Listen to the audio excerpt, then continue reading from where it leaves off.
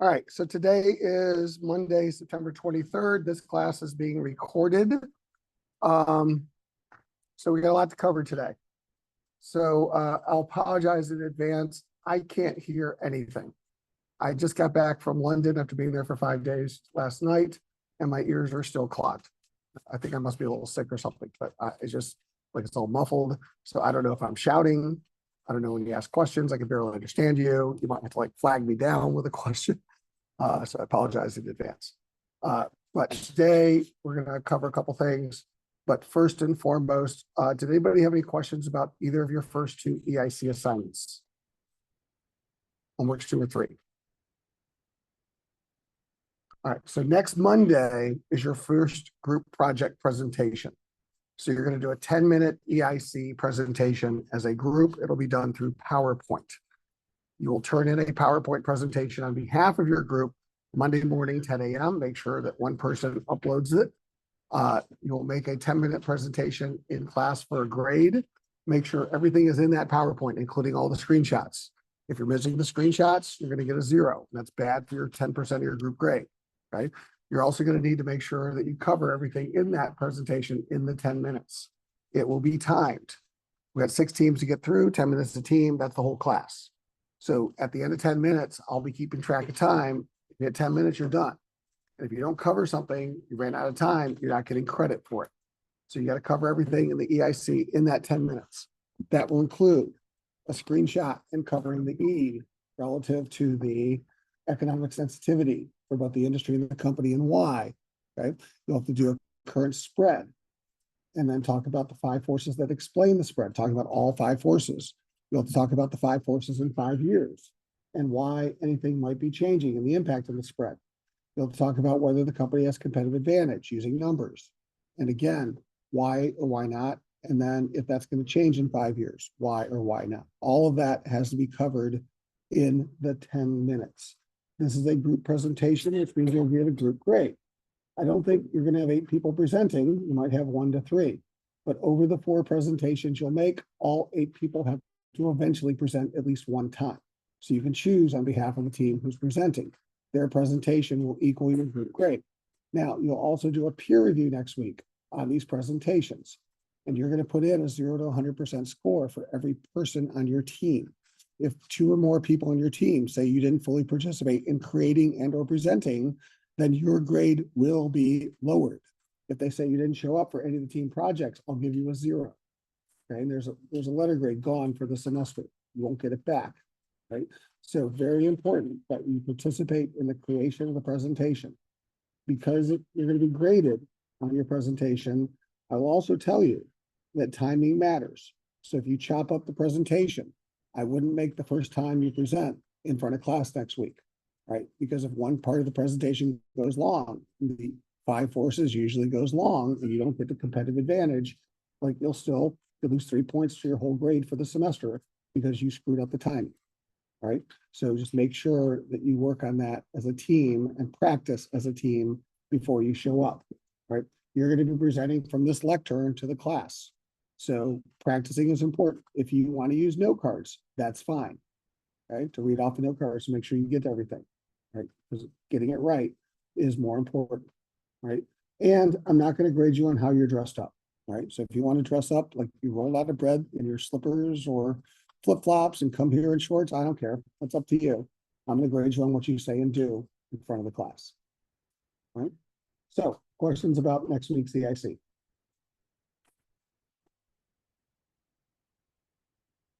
All right, so I was thinking about what company to give you, and I made the decision Friday night. So I was in London doing some work, and Friday night I went to a concert at the O2 Brixton for an artist called Chapel Roan.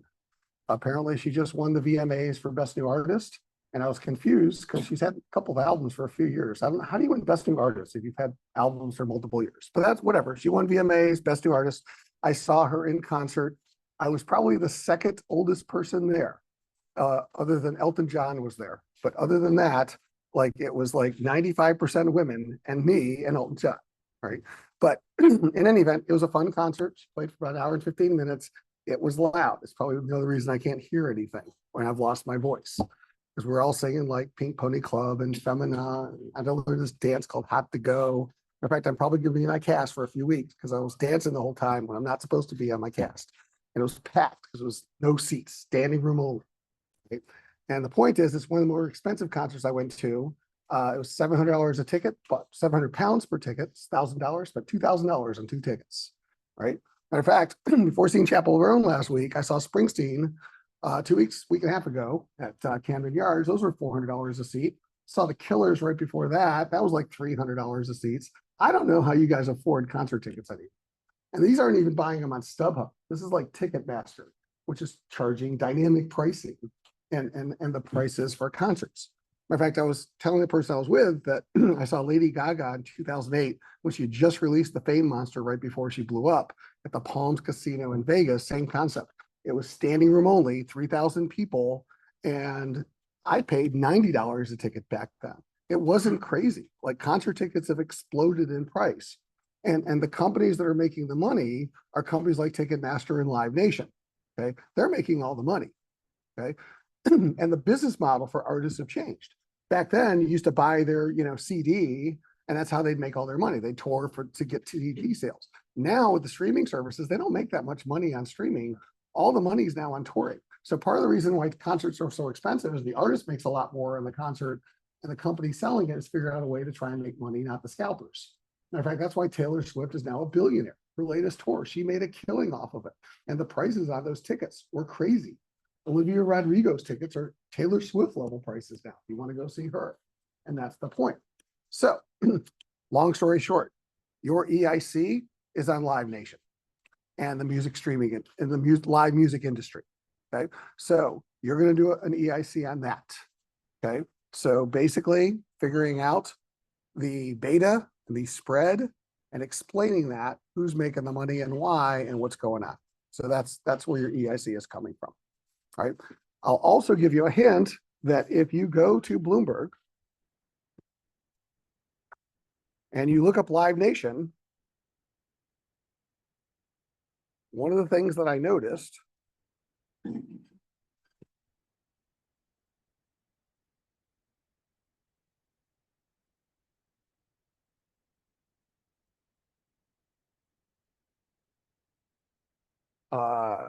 RV is if you go to RV, Bix, there's only 2 companies on this list. That's not an industry. So you're going to have to change the comp source and figure out a way to get more representative live entertainment peers to Live Nations. All right. And so at this point, since it's a group project and it's the 3rd time you've done it and you got 8 people, I'm sure you're smart enough to figure that one out yourself. So I'm not going to tell you. All right. But that's also going to be important to your group assignment for next Monday.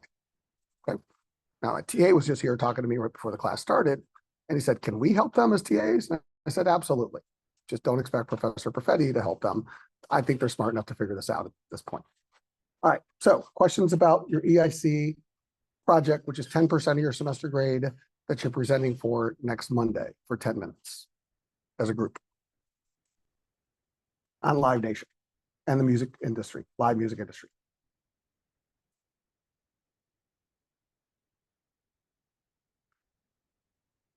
Okay. So second thing I wanted to mention is the Bloomberg Trading Challenge. You're now 2 weeks in. How are we doing? So TMSG, this is section 201. So you always have to choose yourself from the dropdown. And here are the 6 teams. All right. If we were to score you, I would score you on portfolio value. That's what your grade is going to be based upon. Okay. Now, what matters is not where we are today. It's where you are in mid-October, the day the first half ends. Okay. So the good news is all of you had to do at least 10 longs. And as of today, everybody's done at least 10 longs. Congratulations. You met that threshold. Second, you had to be below 300,000 in cash. Everybody is below 300,000 in cash. I don't count. I only did 1 trade as an example. So this is your section. So right now, where is Jay Schatzer? Congratulations, you guys are in first place. Okay, so if the trading competition were to end today, you would get 5 points. Okay, the next 2 teams would get 4, then 3, then 2, then 1. All right, but the trading competition doesn't end today. It ends in about 4 weeks, but nonetheless, here's kind of where we are after the first 2 weeks of trading. And the good news, everybody's in the black. Everybody hasn't, it's not, nobody's lost money. And the leading team so far has made 2%. Interesting, in section 101, the leading team is actually at 6%, but you're not competing with them, you're competing with the people in your section. But this is kind of a view of where we are today. Questions about the trading challenge?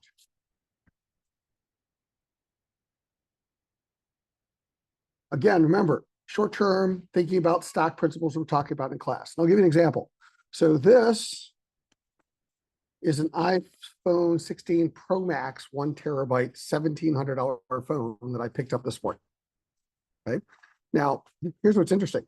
Friday was launch day. Today is Monday.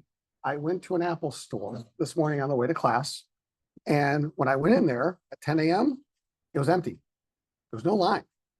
You could walk in today and buy any phone of any color, of any storage capacity, any of the 16s, fully in stock.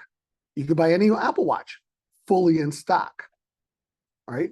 Is that good for Apple? I don't think so. Because in historical times, I have noticed that by Monday, it's like weeks of, delay before you get a phone. And most of the hot models, particularly the pros, are gone.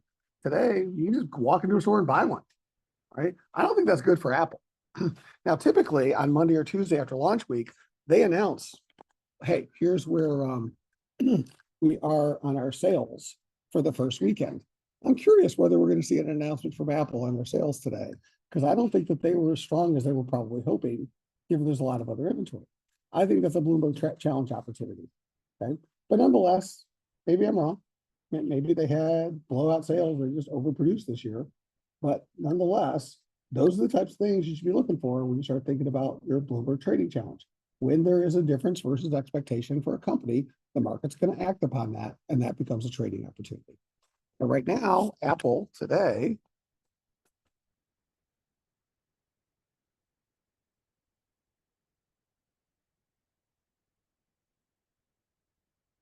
is down $1. And if I look at the top news, I'm not sure. See, oh, here we go. Apple's late day plunge, speculation who was selling last week. So again, I'm just telling you, market's trying to figure out what we are trying to figure out. Are they meeting their sales targets for the quarter? And here's just an early indicator. But regardless, just throwing it out there. All right, so back to the trading challenge. Any questions about the trading challenge? All right, so what we're going to spend most of our time today on is lecture note 2. We are moving into the second section of content for the class, historical, right? And though past performance is no guarantee of future performance, right? The point is we do need a baseline. In order to do valuation, we have to understand the current and past situation of the firms that we're going to value, okay? And so a lot of what we're going to be doing in the next few weeks is 2 things. One, we're going to take accounting statements and we're going to reorganize them and put them into an economic format.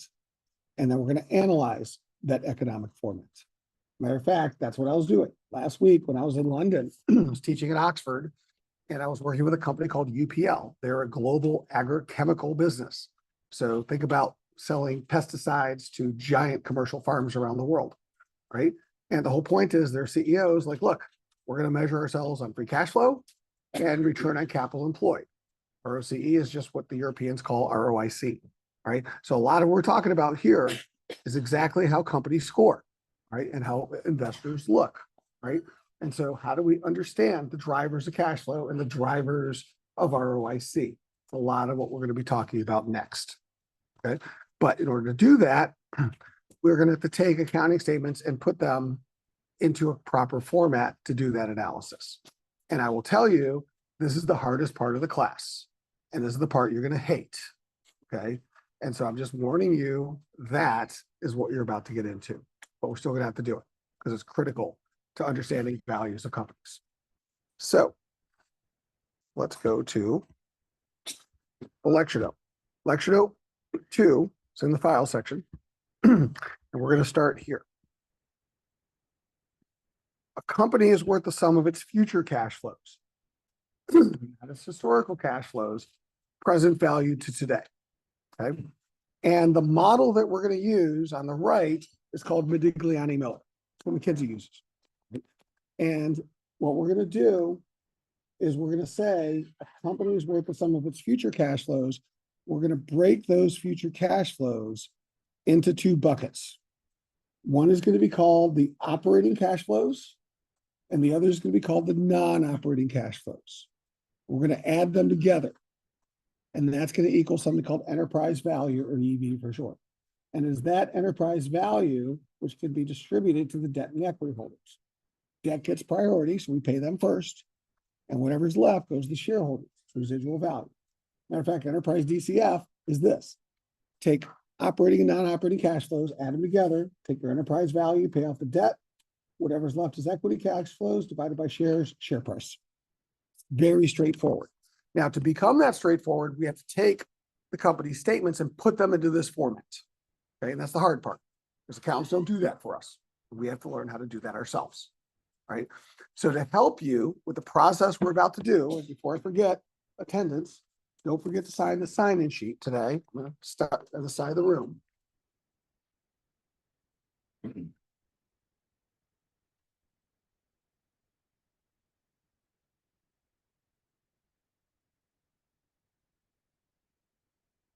So this is a process that's a McKinsey process. So it's not really taught in a lot of places. Right? So what you're learning in this class is a little bit unique. Right? I think it's a better approach, which is why I'm teaching it to you. But nonetheless, you're not going to get a lot of this in some of your other finance classes. Right? But the idea is, a long time ago, I used to teach in what's called ATP, the Analyst Training Program at McKinsey. They would hire undergrads fresh out of school.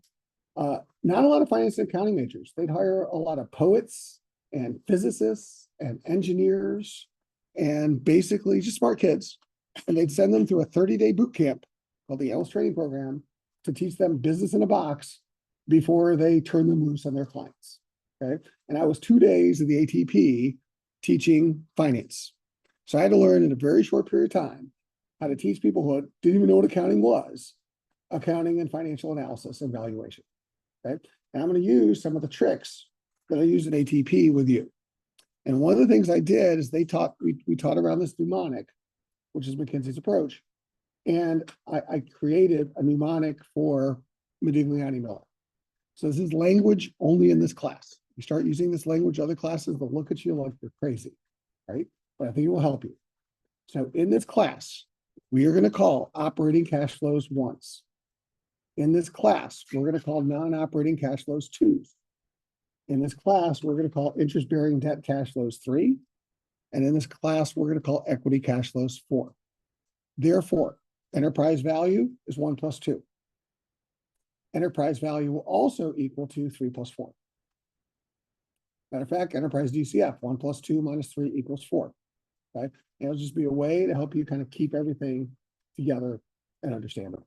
But what we're doing is on the next page. This is a kind of an overview of our process. It's a 3-step process. And what everybody else does is a 2-step process. And McKinsey adds the extra step, right? Now, it's go slow to go fast. By doing the extra step, which you're going to hate initially, you're going to realize that it's going to help you. Because what it's going to do is it's going to make the analysis much more straightforward. It's going to make the valuations much more straightforward. All right. So this is a process you'll use even beyond this class. But regardless, it's what we're going to teach and learn how to do. Step 1, we're going to start with accounting statements, income statements, and balance sheets. Step 2, we're going to convert them to an economic format based on Modigliani Miller. So we're going to rearrange the income statement to a statement called TII, total income available to investors. Okay? That's the economic Modigliani Miller statement. We're going to take the balance sheet, we're going to rearrange it to a statement called TFI, total funds invested. Again, tied to Modigliani Miller. It doesn't matter which statement we reorganize, we got to do them both. So we're going to do them both statements. Right? So it doesn't matter who we go with first. But here's the point. And I liken it to a Lego example.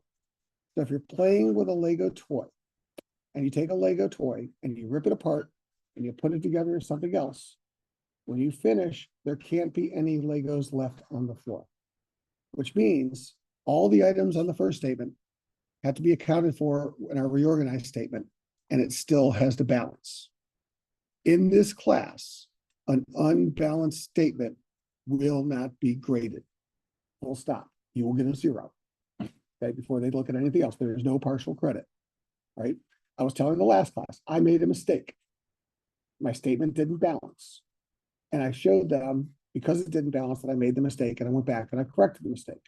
And I'll tell you the same thing I told them. This is the advantage of this class of the unbalanced statement. If you turn in an unbalanced statement, your partner says, here's an Excel file of this company, model out free cash flow and give it back to me that we're going to show the client, and they show the client a mistake, they're going to fire your ass. There's no get a B. There's no, did you watch the video? There's no coaching on, did you organize this statement correctly? It's get the hell out of here. You've lost your job. You effed up. And they're not even going to use effed up. They're going to use real language, and you will be parking yourself in a parking lot with a box in your hand faster than you can say, why did I lose my job? That's real world, right? In this class, you have an unbalanced statement. You just get deducted a few points. All right. So it is on you to make sure you do this process right. Now, I'm going to help you. I'm going to show you a process to do this. The TAs are going to help you. You're going to have assignments to help you. But that's the point. If you turn into this class an unbalanced statement, it's not going to get graded. Okay. Full stop. This is on video. If there's any ambiguity, when you get zeros on assignments. Right. So back to this. You will convert statements to balance. And I'll talk to you more about what I mean by balancing in just a minute. Once you've converted the income statement to the balance sheet, you'll create the third statement, which is called the cash flow statement, CFI, cash flow available to investors, right? Again, tied to Modigliani Miller. Operating cash flows are called free cash flows. Non-operating cash flows, non-operating cash flow. Add the two together, CFI. That will equal the cash you pay to the debt holders and the cash you pay to the shareholders. You create the cash flow after you rearrange the income statement and the balance sheet, because the cash flow statement is income statement minus change in balance sheet is cash flow. You'll do that process 4 times for each of the areas of the cash flow statement. Once we've converted the cash flow statement, we will forecast that. That's the next sector of the class. The forecasted operating cash flows, the free cash flows, become the operating value of the firm. The forecast non-operating cash flows become the non-operating value of the firm. When you add those two together, it's the enterprise value of the firm. And that is the cash that goes to debt and the equity holder value of the firm, divided by share price. So again, straightforward valuations. Once we do this, straightforward analytics. What is ROIC? NOPAT divided by invested capital. We have clean versions of exactly what that is. So it will help you once you put in this format, but you got to learn this new language. Yes, sir. The 4 what? 3 and 4 go back to this mnemonic. So the debt cash flows are what we're going to call 3s. The equity cash flows are what we're going to call 4s. The operating cash flows are 1, and the non-operating 2s. And I'm just giving you this mnemonic because I need you to learn this language really quickly. And I found it helps you to kind of structure where things go by labeling the boxes. Okay, so it's called labels. Other questions? All right, so let me give you some WIFM. WIFM's another name for what's in it for me.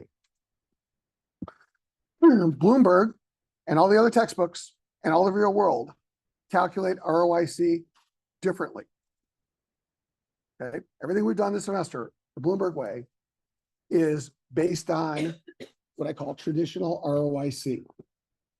And the definition that you've learned for traditional ROIC is basically the return on the debt and the equity. That debt and equity equals all assets minus non-interest-bearing liabilities, NIBLs. Okay?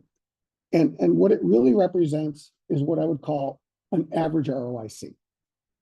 So what you're taught is a return on an average ROIC for the business. Okay? McKinsey tried to improve this. And they say, okay, yes, it's an average ROIC, but a company does 2 things. It has operating sales from its products and services on a recurring basis, and it has non-operating things that have nothing to do with sales. The average is the average of the 2. And they're different, and they grow at different rates. So when we value a firm, that will matter. And I'll give you an example using Apple. Okay. So today, if you go to Bloomberg, talk about Apple,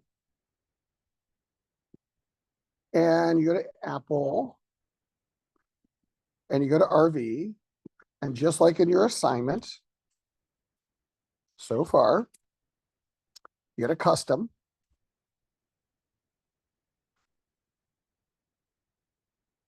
And then you go to spread or spread template.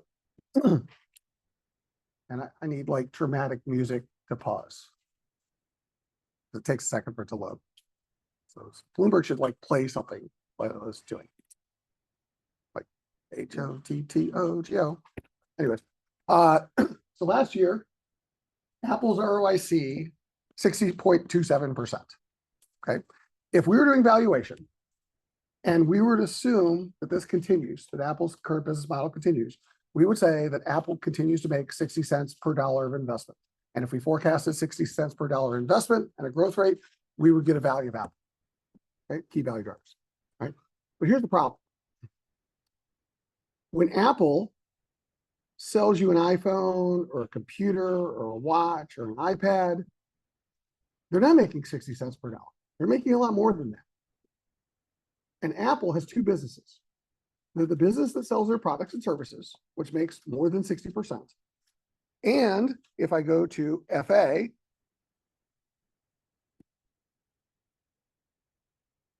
historical statements, on the last reported annual results, Apple had $162 billion of cash in the bank. So Apple is a business that has $162 billion of cash, plus non-operating, plus a business that sells phones and computers and tablets, etc. Now, what type of return on investment do you think if Apple put $162 billion with a bank? What kind of interest do you think they're going to earn on that? What kind of interest do you think you'd make if you put $162 billion in the bank? Do you think you're going to get 62% per year on that? No bank in the world will give you that. You're probably going to make 3 or 4%. So Apple is a business that makes 3 or 4% on $162 billion worth of cash, plus the returns on their iPhones and iPads and everything else. When you average the two together, you get 60%. That's the point. And when they grow, do you think Apple needs to borrow $160 billion worth of cash to sell more iPhones? No. So the $160 billion of cash isn't going to grow at the same rate as the growth of selling iPhones and iPads. They're independent of each other. And that's the point. If we use average ROIC, which is what's reported in Bloomberg, the problem is we're going to assume implicitly that they're going to have to borrow another $160 billion to sell more phones, and they're going to make 62% on all of this. That's the assumption. Okay. So here's the McKinsey approach. The McKinsey approach, Modigliani Miller, figure out the non-operating assets, the cash, that makes 4%, and then figure out the return on the operating assets. It's going to average to 60, but they're going to have different returns. They're going to grow at different rates, and we're going to forecast them at different rates. So what is the operating ROIC? Well, if we go to RV and you go to add column and you type in operating ROIC,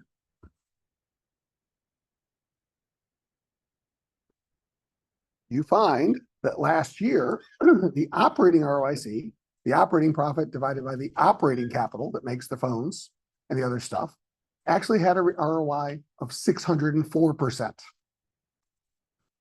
So that's the point. When Apple sells a phone, they make 600%. When Apple puts it in the bank, they make 3%. The average of the two is 60. But that's the point. If they sell more phones, more computers, they're doing a whole lot better. And if you value them as if they make 60% in the future, you will undervalue Apple because you're not going to understand that they're a much higher returning business. Does everybody understand what I just said? Questions about any of that? So that's the whole point.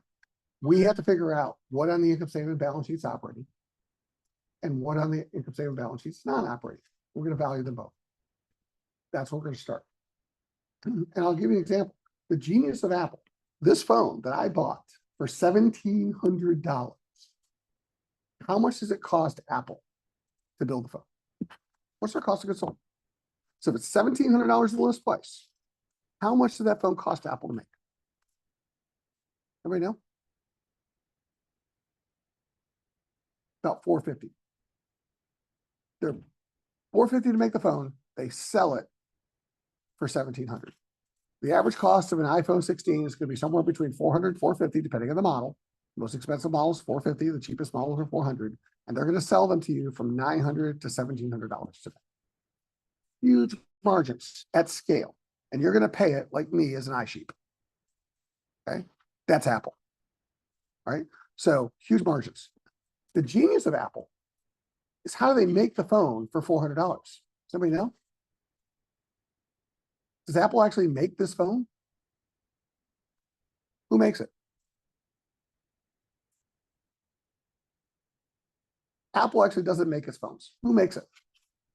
Yeah. It's a company called Foxconn. Hanhai Precision Manufacturing. Pronounce that right? Better known as Foxconn. It's a Chinese company. So Apple, the genius of Apple is Tim Cook. It's not Steve Jobs. He built the most amazing supply chain in the history of the world. What he did is he convinced Foxconn to make the phones. And so Foxconn has hundreds of thousands of employees, billions of dollars of equipment and businesses, and all the inventory in China. Now some stuff in India too. But basically, they build the phone and they sell it to Apple for $400 to $450. Apple turns around and flips it and sells it to you for $1,000 to $1,700. They're making all the money. Foxconn's not making any money. They make a little bit of money. But that's the whole point. Foxconn's taking all the risk. Here's the irony. You know why there's a week between the orders of the iPhone and the actual delivery and launch of the iPhone? You know why there's a week? Because Apple is telling Foxconn, oh, these are the phones that people bought. Ship them to them and to us. And then we will pay you on shipment for the phones. Matter of fact, today, if Apple announces that they didn't sell as many as they thought, you know who's really screwed? It's not Apple, it's Foxconn, because they're the ones that build all the phones. And Apple's not paying for them until you buy them. And it's up on Foxconn if they order too many. So that was the genius of Apple. They have very little investment. So let me give you an example. Now I'm going to do this rough.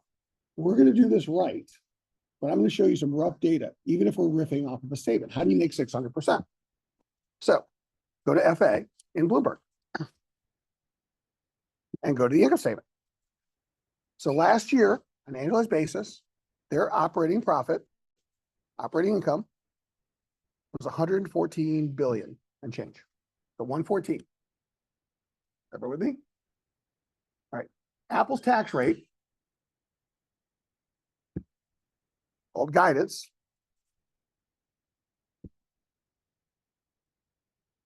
they are telling the market that going forward, the tax rate of Apple is going to be around 16.5%.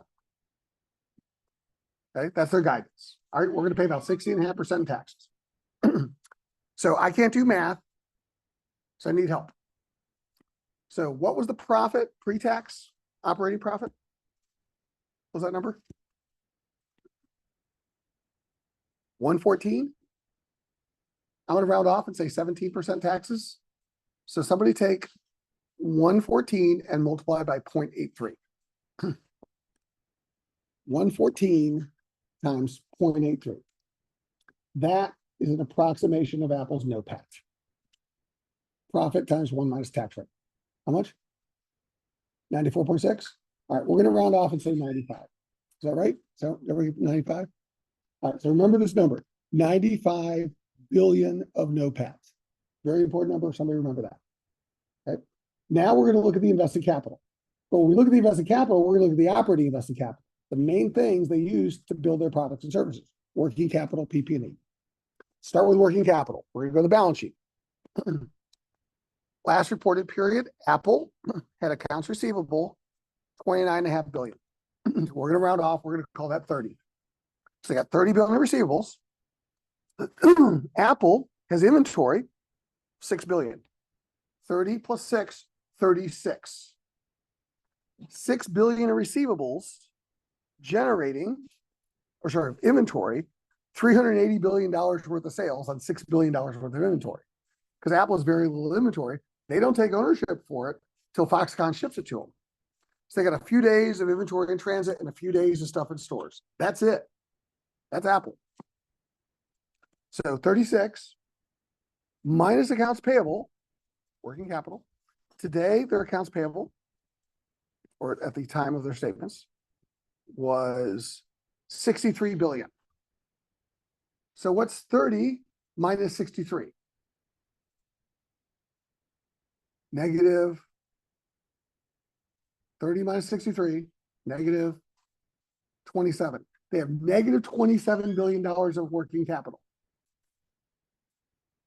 Property, plant, equipment, the manufacturing assets that Apple owns. Today, PP&E, 54. What is negative 27 plus 54? They have 27 billion of invested capital. On that 27 billion of invested capital, they generate how much profit? What was the profit number? No, Pat? 95, 94, 95? Is it 94, 95? 95. What's 95 divided by 27? Good math. What's 95 divided by 27? How much? 350% ROIC. Right there. Back of the envelope calculation. Now, there's a few more adjustments that I've skipped over that we got to do, which gets us to 500%. But that's how you get to 500% ROIC, because they make huge profits with very little investment. That's the operating ROIC of Apple. It's not 60%. That's it. We throw the rest of the balance sheet on there, which includes all the cash and all the other liabilities and assets, you get to 60%. But the idea is when they sell their products, they're not making 60%. They're making 350% plus. That's Apple. That's what you're going to start learning about companies in general. Questions? Now, this is where we're going. We're going to learn how to get there. So let's work backwards. There's some examples in the book reading this week, and that's where we're going to start. How to convert the statements. Okay, so this is in the book. We're going to do it in class. On Elms, I put a file, if you need to download, in the file section called Conversion Video Start. This is the conversion video we're recording, and so we're going to start with a simple example. And we're going to start with a very simple income statement and a very simple balance sheet in the book. And we're going to talk about how to convert them into these three economic statements. So download that Excel file. When you do, open it. Okay. It's going to be one worksheet, which has 3 columns. It's going to have the label, or the name of the item, the prior, the current, just years, and another column called label. So that's our first step. We have to label 1, 2, 3, 4 tied to Modigliani Miller. Is it operating 1, non-operating 2, interest-bearing debt 3, equity cash flow 4? All right, I'm going to start with the simple balance sheet in the book example. We got 4 assets: cash, inventory, PP&E, investments. Is cash operating or non-operating? Recurring or non-recurring?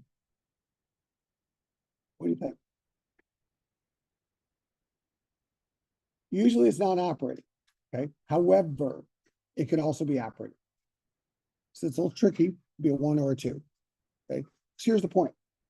A company can't go to zero cash and still run its business. I got to make payroll every week or 2. Got to have cash for that.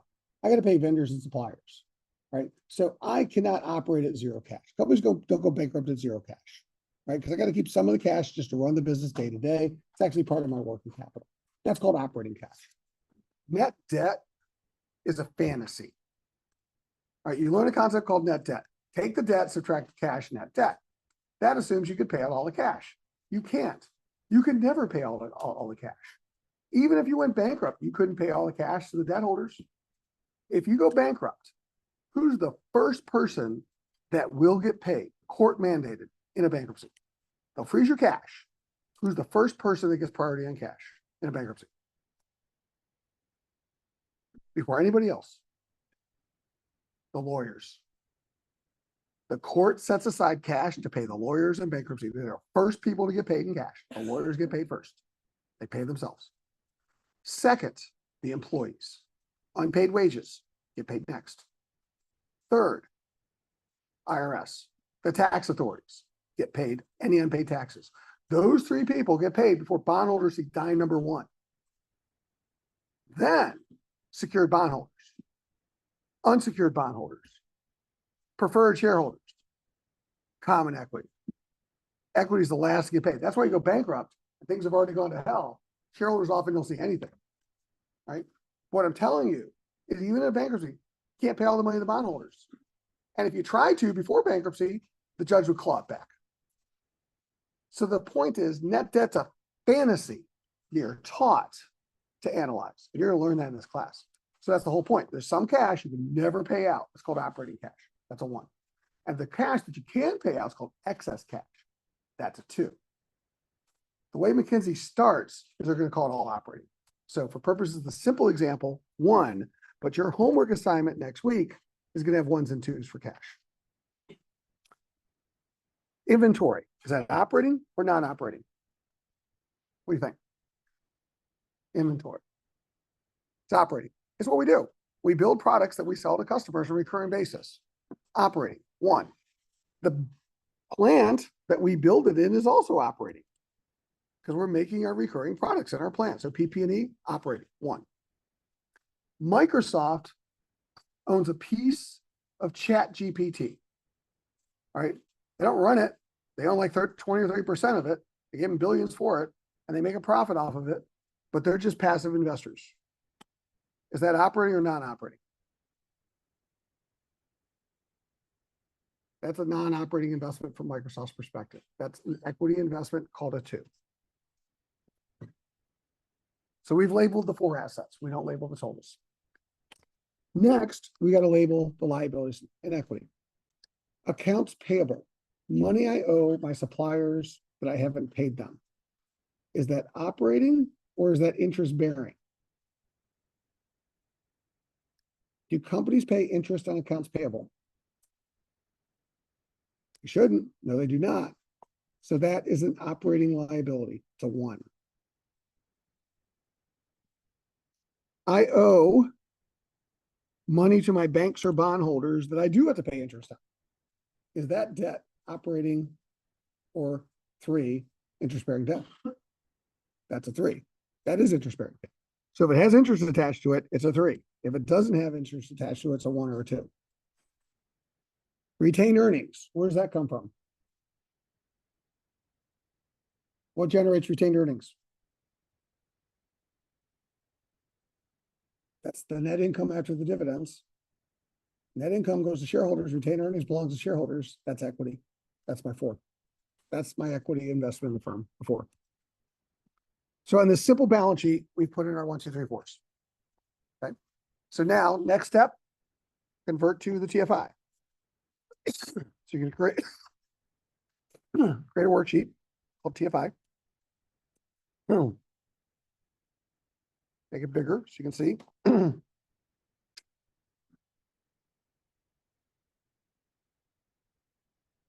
TFI. All right. So copy and paste the years, row 1. Row 1 here. And then we're going to go to the label world. We take all the 1s, put them on here. All the asset 1s, all the liability 1s, which we're going to net, that's operating. So my 1s from my balance sheet are the cash, the inventory, and the property, plant, and equipment. My liability 1 is my accounts payable. Okay. So if I take those 4 things,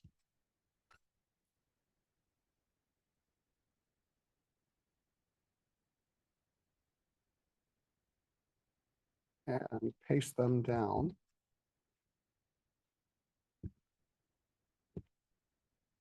also trouble, copy.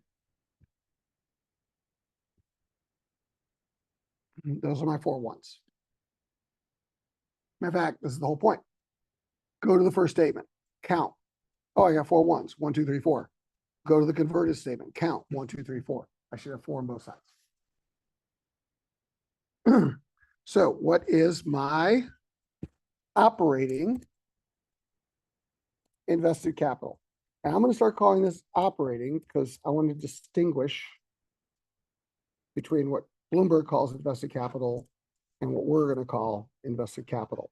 But I'll sometimes be lazy and I'll be talking about invested capital. But in this class, I'm talking about the operating invested capital. We net the ones. We take all the assets and net against the liabilities. So we add our assets, cash, plus inventory, plus PP&E, subtract the liabilities, accounts payable, and we get operating invested capital of 380 and 440. That's how much cash we have tied up in operating invested capital in the balance sheet. Questions? Straightforward. All right, now we move on and do the same thing with the non-operating assets and liabilities. We look for any assets that are labeled a 2. In this case, equity investments. We look for any liabilities that are labeled a 2. We don't have anybody in the simple statement. Put them over. Okay. We net them out, all the assets minus the liabilities. And that would get us something called non-operating capital, which in this case would just be the 15 and the 25. And then when we add them together, total funds invested, the operating invested capital plus the non-operating capital, 395 and 465. So very quickly, we've gotten how much money have we tied up in operating capital, how much money we tied in non-operating capital, adding them together, TFI, sums of the ones of the twos. Questions? This is the easiest of the statements. That will be funded on the financing side of the statement. Be funded by the debt and the equity, the 3s and the 4s. So now on the other side of the statement, we say, all right, what's the interest-bearing debt that we have? Any 3s? And that's the debt. What's the equity that we're funding? That's the 4s.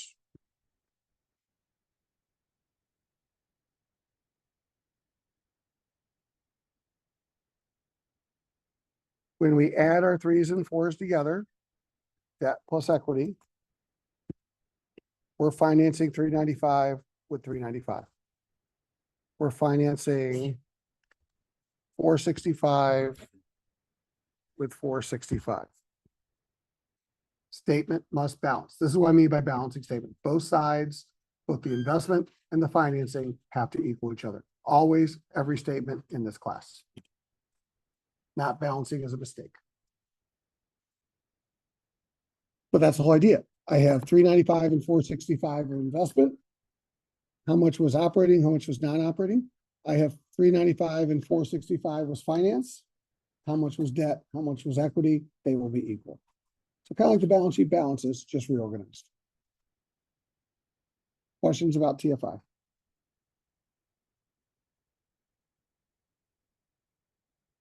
Statement number 2. We're going to reorganize the income statement. Same process. So create a new worksheet, TII. Make it a little bigger, easier to see. Go back to our original income statement, label. Same concept. What are the income statements operating? What are the income statements non-operating? What is an interest-bearing debt equivalent? What is an equity equivalent? Revenue, operating, non-operating. What do you think? Revenue is typically operating. That's what I get from selling my products and services. Operating costs, operating. Depreciation, operating. Depreciation comes from PP&E. If PP&E is operating, then the corresponding income statement item should be operating. That's the whole point. It's based on making my products and services on a recurring basis. That's the point of the depreciation. Now, operating profit's a sum. We generally don't do sums. Interest expense. Operating, non-operating, interest-bearing debt, or equity. What do you think interest expense is? That would be a 3. Equity income. Where's that come from? Comes from the equity investment. So if Microsoft owned a piece of ChatGPT, ChatGPT gave Microsoft some income back,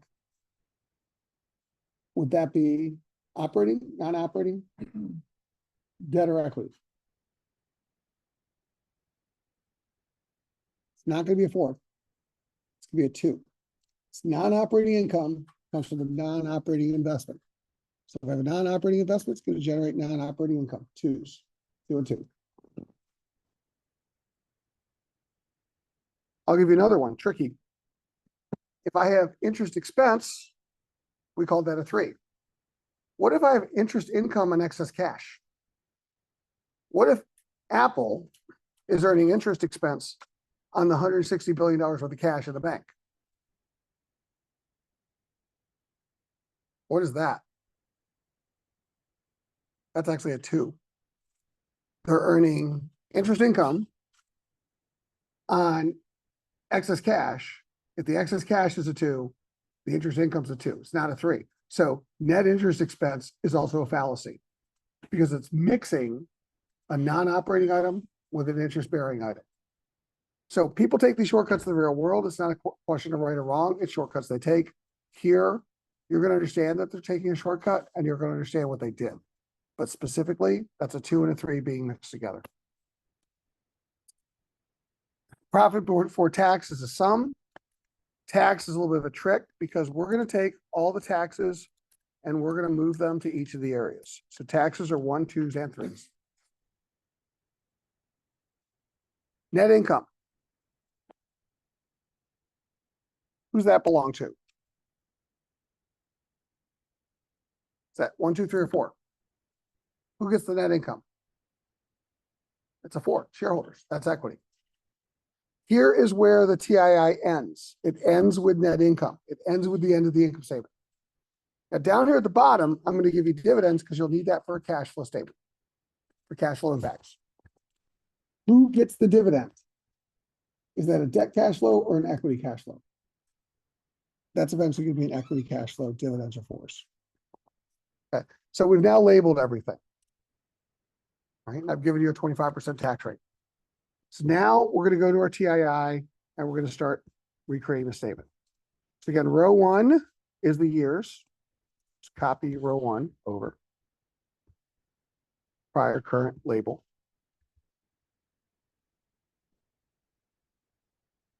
And we're going to start out with operating. So the first of the ones is revenue, but here I'm going to take a shortcut. Revenues are 1, operating costs are 1, depreciation are 1. They're going to net to operating profit. Everything above operating profit is operating. So as a shortcut, I'm going to allow you to start with operating profit rather than list all 3 of those to get to operating profit. Okay. So we try to estimate our NOPAT on TII. We're going to start with operating profit. That's our proxy for all of the net ones.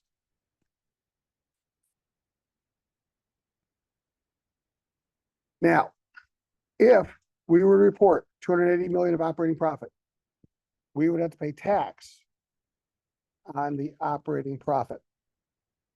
If the tax rate is 25%, 280 times 0.25, we would pay 70 million in taxes. Those are the operating taxes.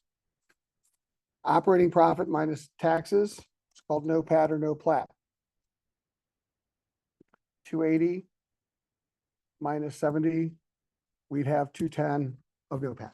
That's our operating profit after tax, NOPAT. Now we do non-operating profit. We take all the 2s. All right, there could be more than 1 in a future assignment. Right now, we only have 1, 2 equals non-operating income, which is called equity income. We reported 4 million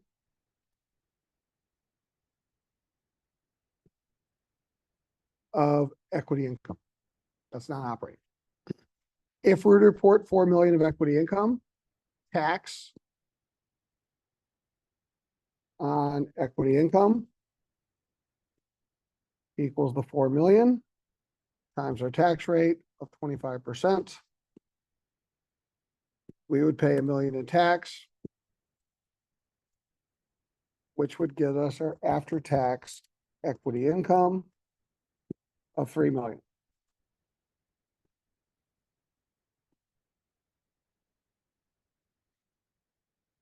Everybody see what I just did? So this is the only two. So our non-operating income is just the 3 million. If we had more, we would add them together. But here's the point. We had 210 million of operating income after tax. We had 3 million in non-operating income after tax. We add them together. When we add them together, that is called TII, total income to investors, equals the 210 from operating, 3 for non-operating. We have 213 of income available, total income available to investors. Now, this next step will confuse you because we're not doing accounting. Like, you just got to wipe GAAP out of your mind. This is not GAAP. This is Modigliani Miller. Under the economic statements, here's the theory. Both sides have to balance. I know the answer to the second side of the statement is 213. They have to balance. Positive 213, not absolute values. If I have 213 to give to my investors, then I will have given out 213 to my investors. Therefore, on what's called the financing or funds flow side of the statement, debt and equity, payouts are a positive number. If I have cash to pay out, the payout is a positive number. That's the only way the statement's going to balance. If I lose money, then I got to fund the loss. So inflows on the financing side are negative numbers. So if the cash is going out, it's positive. If the cash is coming in, it's negative. Syncs up with the income. So my first distribution is interest expense. That's my 3. Equals interest expense. 20. Okay, 20 million in interest. Now here's the trick. On the income statement, it came to me as negative 20. But since that's a distribution, distributions are positive numbers. So on this statement, it becomes a positive 20. Flip the sign. This is the hard part. You got to think about the statement. On this side of the statement, funds flow, distributions are positive numbers because they come from positive income. So 20 million went to interest expense. Those by 3s. But I get to tax deduct that. It's cost of doing business. So there will be something called the tax shield because I can tax deduct this. And I will take $20 million times 25%. I will save $5 million because I can tax deduct that. So my after-tax interest expense, 20 minus 5 will be 15. That's my 3, because I can tax deduct it. So my 4s are only 3, is my net income.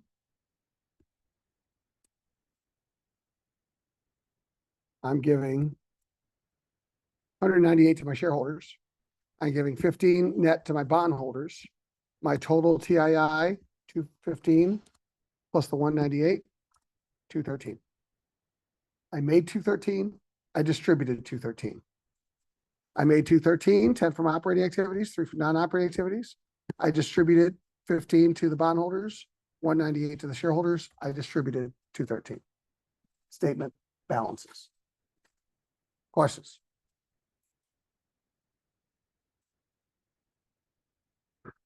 Speaking of balancing statement, when we started, how much tax did the company pay?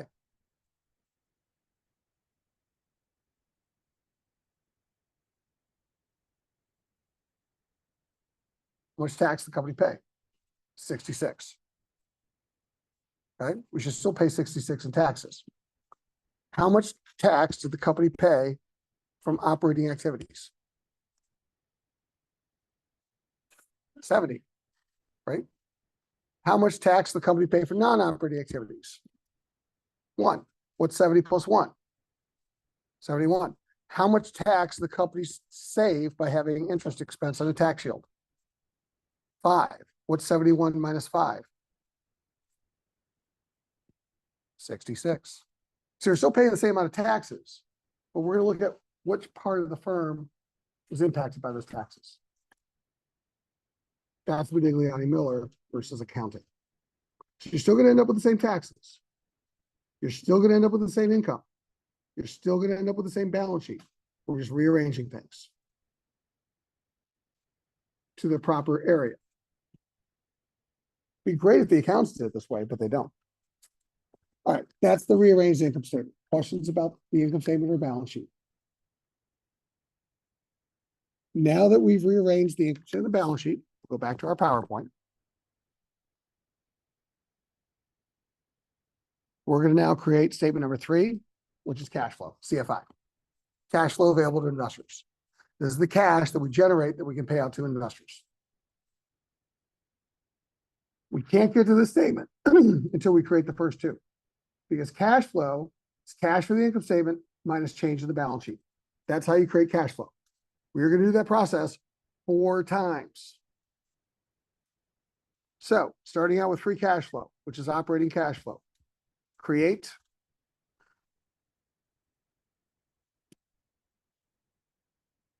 another worksheet. Call it CFI.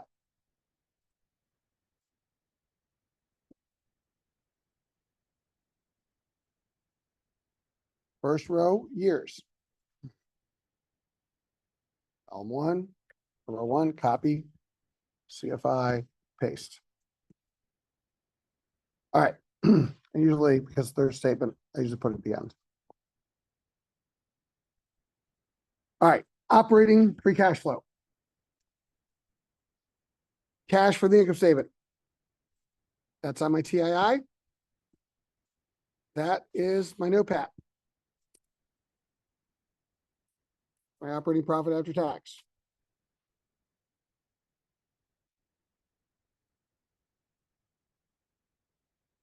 NOPAT plus depreciation. Built in that NOPAT is $20 million of depreciation, which is a non-cash expense.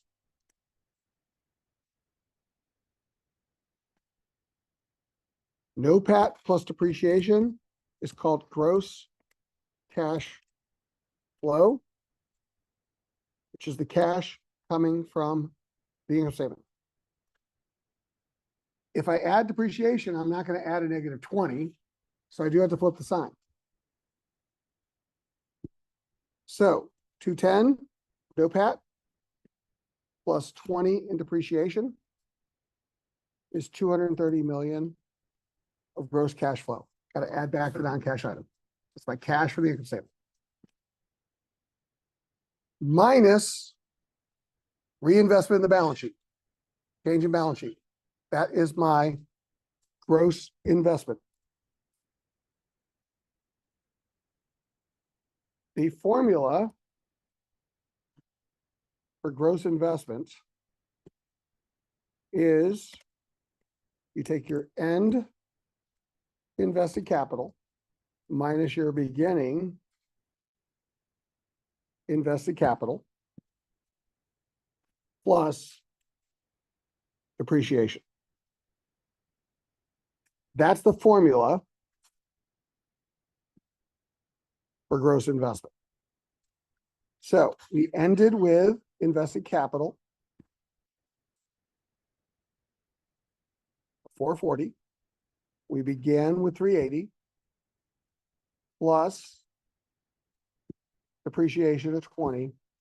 We had gross investment of 80.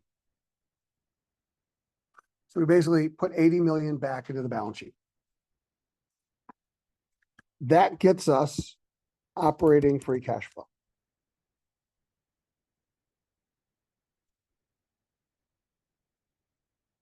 So our free cash flow is 230 minus 80, which is 150. So we had 150 million of operating free cash flow. That's the cash from operating activities. Non-operating cash flow. Cash from the income statement equals TII. In this case, non-operating income, 3 million.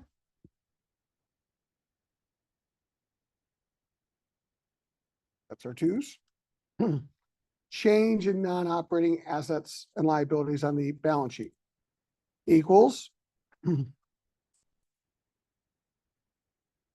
EFI. Non-operating capital went from 15 to 25. Went up by 10. There. That was our, I'll put it this way, change in non-operating capital. Went up by 10. So our non-operating cash flow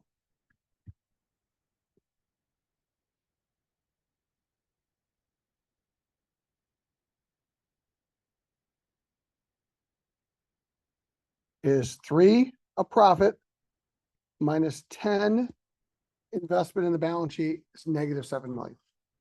We made 3 for the income statement. We increased our non-operating assets by 10, which is cash out. So net, we put net negative 7 into the business. We didn't make cash from the business, we put 7 in. So our CFI that we can pay out is we made 150 from the income statement. We put 7 back into the non-operating activities. We had 143 million of CFI. That is called the cash flow available to investors. That is the cash that we can pay to the debt and the equity holders. So the other side of the statement should also equal 143. Questions? Okay. Cash for the income statement.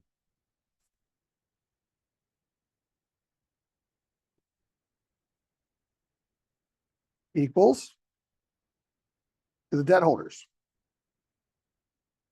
After-tax interest expense, 15.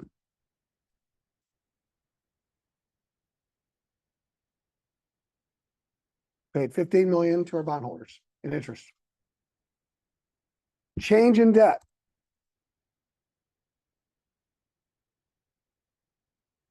Our debt went from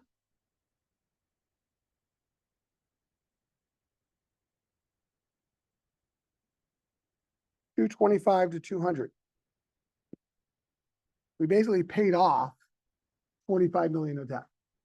Well, that's actually a distribution to the debt holders. We're paying them cash, paying out the principal. So on this side of the statement, just like the income statement, that needs to be a positive number. So I'm going to flip the sign.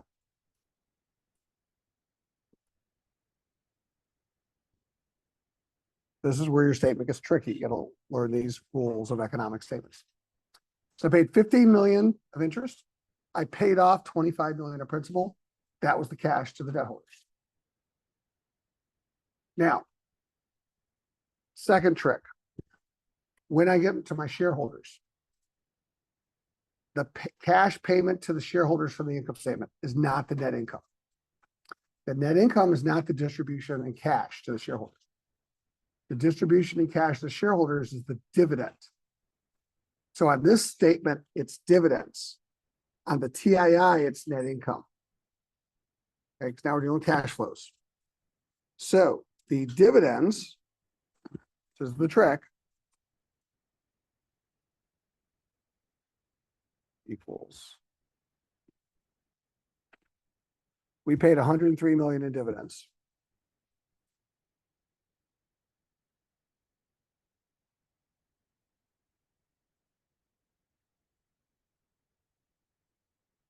That's payout to the shareholders, not the net income.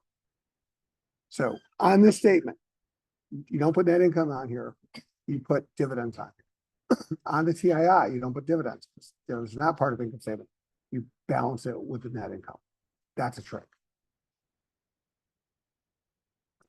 Change in equity. Our retained earnings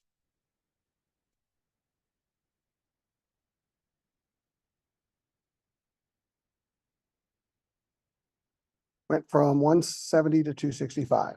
So we increased our equity by 95 million. If we're taking money into the firm, it's a negative. If we're paying it out, it's a positive. So I got to flip the sign here because we're increasing our equity by 95. That's my 4. Now, when I sum these 4 items, I should get 143.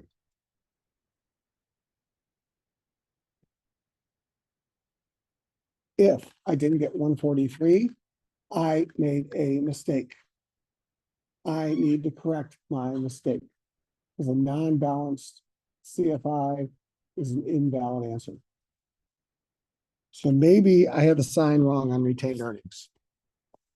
Maybe instead of negative 95, it should be positive 95. Nope. This is what will take you time. This is the difference between 1 hour and 5 hours of your next assignment. I am telling you, trick number 2 is important to understand here. A change in a non-cash item does not affect cash flow.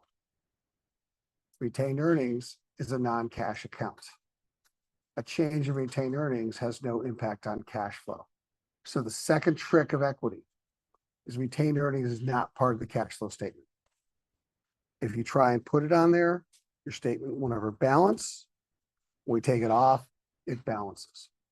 If I buy back or issue stock, that's cash flow. Change in retained earnings, not a cash flow. It's like depreciation. So trick number 1, dividends, not net income on the cash flow statement. Trick number 2, don't include retained earnings. Statement balances.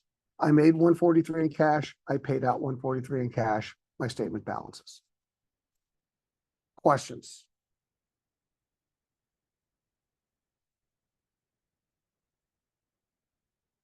All right.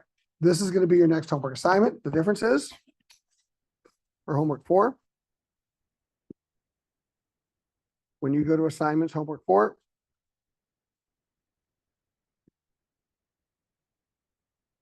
these are the statements you got to convert. There are more items, a lot more items. There are 3 years. All right, here's the difference. I'm going to give you the labels for every one of these. So you don't have to worry about what's a 1, 2, 3, 4. I'm going to tell you what's a 1, 2, 3, 4. The fact that it's 3 years doesn't matter. Once you convert one column, copy and paste. The other columns will work. So I give you 10 years. It looks scary, but it actually doesn't take any longer to do it. But you got to do 3 years of historical data. Okay. Following the process that we did in class. This is being recorded. Okay. Now, originally, I shifted this to a Wednesday assignment. As I finished this in the 11 a.m. section and I looked at all the scared faces, they're like, we need more time. So I'm going to switch this to next Monday. This assignment is due next Monday. That allows us to talk more about this on Wednesday and ask questions, and more importantly, gives you time with TAs. So if you're struggling, take advantage of this with the TAs. I know you're going to struggle with this, right? So these are the statements you got to convert by next Monday. Yes, sir. I noticed that there's another assignment. Correct. So here's the next assignment. You'll notice that if you try and type in op ROIC into Bloomberg, it doesn't exist. So you have to create a custom formula to put into Bloomberg to calculate operating ROIC. That's homework 5, which we'll talk more about on Wednesday, how to do that. Now you've done your BMC, so you should know how to do custom formulas, but I'll remind you in class on Wednesday. But that's the 2 assignments that were originally due this week that I'm going to push to next Monday. So you can have 3 things due next Monday. These 2 homeworks, plus your group project presentation. Homework 6 is also due next Monday. I'm just going to shift homework 6 and all the corresponding assignments 1 week. It's going to push it all back a week going forward for the rest of the semester. Just the assignments will be the same, just 1 week later. Okay, so I'll make those changes later today, but just giving you an update. Yes. The what? Yeah, you need beginning of year economic profit. We'll talk about that on Wednesday. All right, so class on Wednesday, we'll finish up this. Make sure you sign the attendance sheet. Start working with your teams on the Live Nation EIC group project. Yes. Do what? This one? I'll do the one I just did. I'll sell that in the file section as well. And again, you'll have the video later today. Make sure to sign this attendance sheet before you leave. See everybody on Wednesday. Have a good day.